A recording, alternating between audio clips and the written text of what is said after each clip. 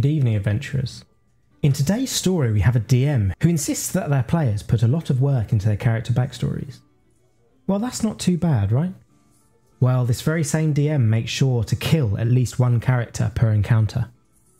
Let's get into it. I've always had a lot of friend groups to choose from to play Dungeons & Dragons with, since so many of my friends were met via Dungeons & Dragons Club in college. I bounced between groups, focusing on playing in just one at a time, and as such I'm eager to try playing with different people to really experience other players and playstyles. Recently, an amazing year-and-a-half long campaign with my last group ended, and one of my friends in that group, knowing I'd want to try playing with some new people, suggested that I join his Friends Soon to Begin campaign. He said this DM was a forever DM by choice because he loved to write and finds lots of enjoyment in story crafting. A couple of other members in the same current group backed up this claim and said they'd played under him before, and he put tons of work into making expansive homebrew worlds. Intrigued, I agreed to join in on this game should the DM have me. My friends gave me his Discord info and I messaged him asking to join. He responded pretty quickly and was very kind. He told me about how he liked to make his homebrew worlds feel interactive and tried to work with player backstories to shape the world. He requested I make a character and let him know what I came up with so he could see if he could work the story around some of my background by tweaking some lore or adding some extra NPCs with knowledge of me. This sounded really cool, and I was all for it. He also said this campaign would begin around level 6, so I could add in a reason my character had that level of experience and give him some reputation as a result to make my backstory richer. I spent the free time I had over the next couple of days coming up with a fighter who was a rugged mercenary for hire, known around the area as a cold and gruff killer who got the job done. I talked with the DM, who worked with me to establish my reputation in the starting area, and suggested a scenario where I join the party after the rest of the group meets up to join together. And an NPC suggests, "Your work sounds dangerous. You should go find Scruff McGruff, the Witcher wannabe, to aid you," to help make my inclusion more natural.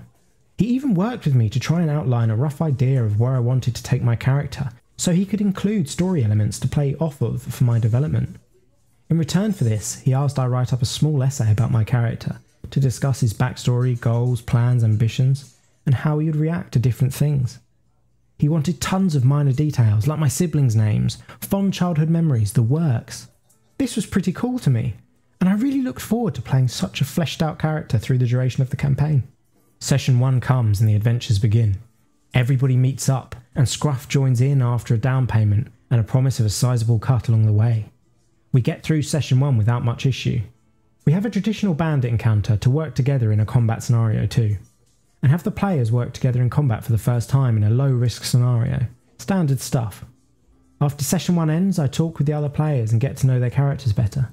They've played with the DM before, and they say he does this work with backstories each campaign, and is pretty generous about not letting characters with so much work and effort put into them die easily, usually giving second chances at great cost to revive those who do die. Session 2 comes, and we essentially end up hunting down a scout of some raider group that's terrorising the village we ended up in. The group has a lot of interest in resolving the raider problem, as they stole documents with directions to our next goal. So we wanted to figure out where the raider home base is and get in there. We ended up following the scout and end up in an ambush. It's not a true big ambush. It's one of the raider captains with a small party out and about, and the scout travelled right to them for aid, knowing we were following them. Combat begins, and after some neat moral choices and problem solving regarding some hostages they had with them, it comes down to Captain and the party fighting 5 versus 1. He's clearly a boss battle after showing off his abilities, and the DM has purposely kept him rather uninvolved in the fight up to this point. I assumed this was to make it more fair for fighting the boss, but as it was revealed, it was actually to hide the boss's abilities. The boss fight begins, and the boss turns out to be part spellcaster on top of having a long reach weapon with multi-attack. Being the fighter I am, I was front and centre initially, and I took his insane combo of God knows how many D8 in damage on melee.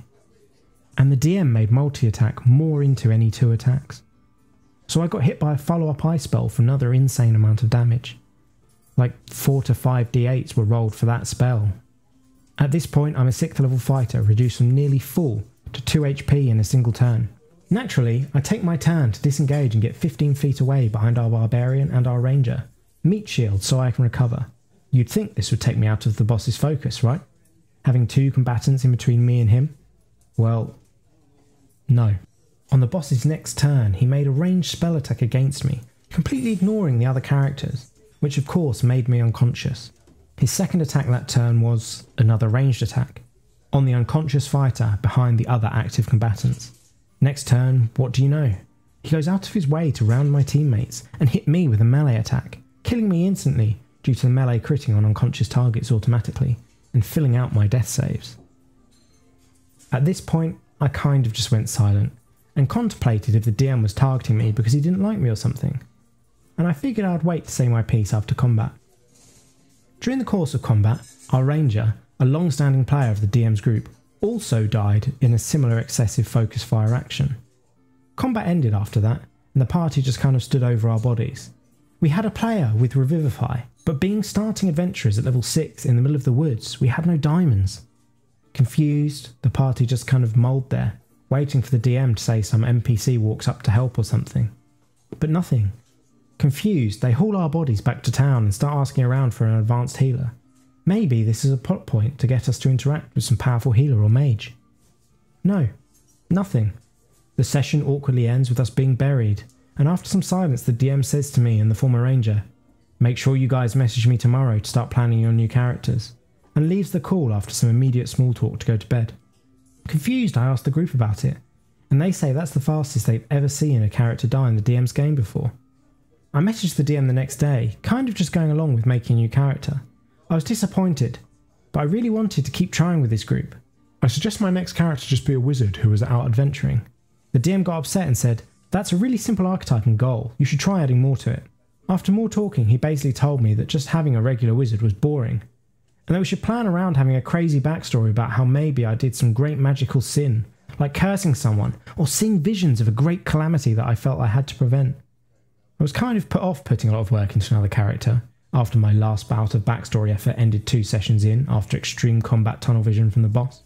I tried to push back saying I wanted it to be simple, although we can just give my wizard magical amnesia and the DM can reveal my backstory so I share the same revelation moments as my character.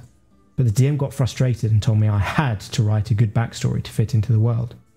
He left me with, "I need your 3-page character bio by game time on Saturday or you won't be playing next session," and promptly left the call. I was really taken aback by this, but again I tried to press on.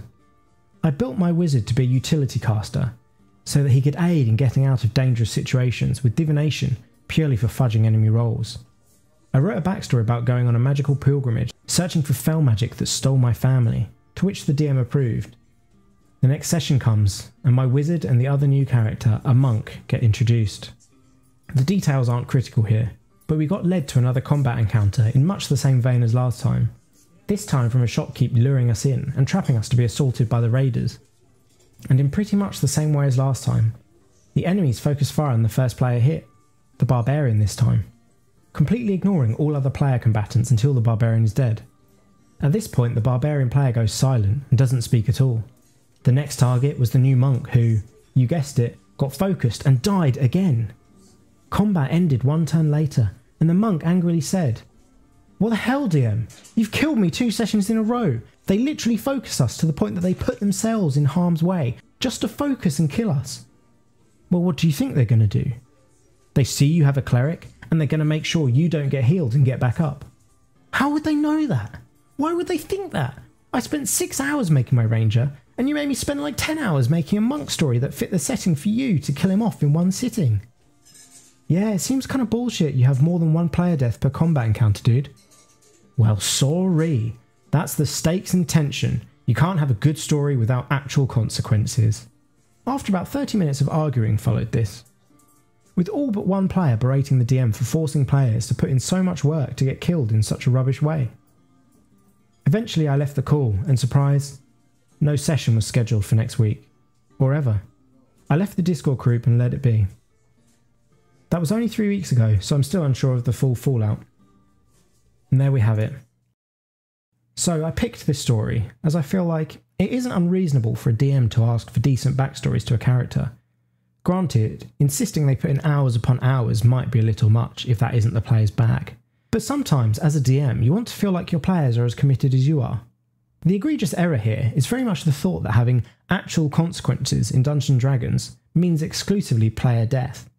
There are plenty of ways to show your players that they will suffer real consequences for their actions.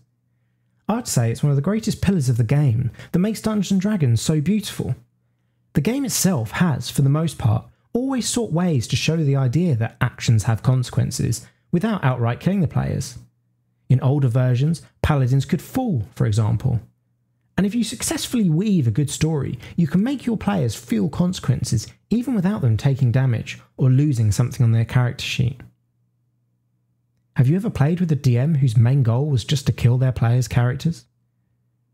Have you ever had any cool consequences for your actions in-game without any character sheet changes or damage to your character? Let me know.